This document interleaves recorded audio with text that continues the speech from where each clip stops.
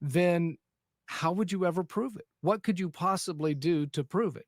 And the answer is you can't do any. There's no test you can do. The only two relics that are able to be investigated as objects of science and scientific inquiry are the Shroud of Turin and the Sudarium of Oviedo.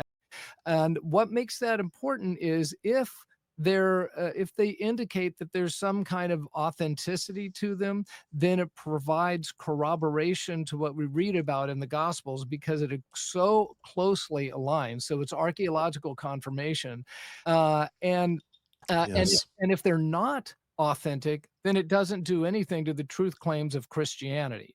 But it does provide corroboration and gives us additional background information because when you study the medical evidence for what happened to the man on the shroud, not only does it very closely, I mean, it's an exact match for what you read about in the Gospels for how Jesus was tortured, but it really it reveals just how brutal it was, what the physical cost was for him. But the most important thing, I would remind Protestants who have a problem with the shroud is that if it's authentic, think about what you're actually looking at. Do you still have a picture of the shroud you could put Yeah, up? yeah. Do Let's you put have it up one? here. Okay.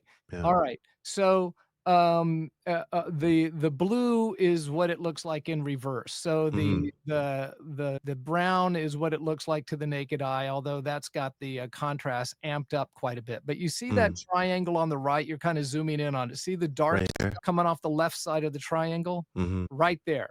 That is blood coming out of a wound the size of a Roman spear tip, about 4 to 4.5 millimeters, and it's that shape. And Wow.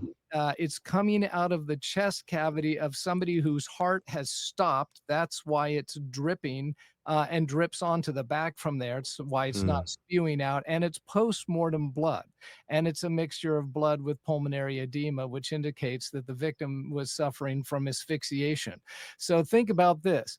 As Christians, we believe that Jesus shed his blood for the forgiveness of our sins, that is the blood of the covenant shed for many.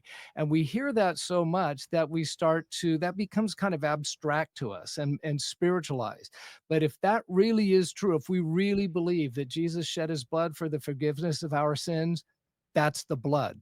You're Wow. looking at the blood right there.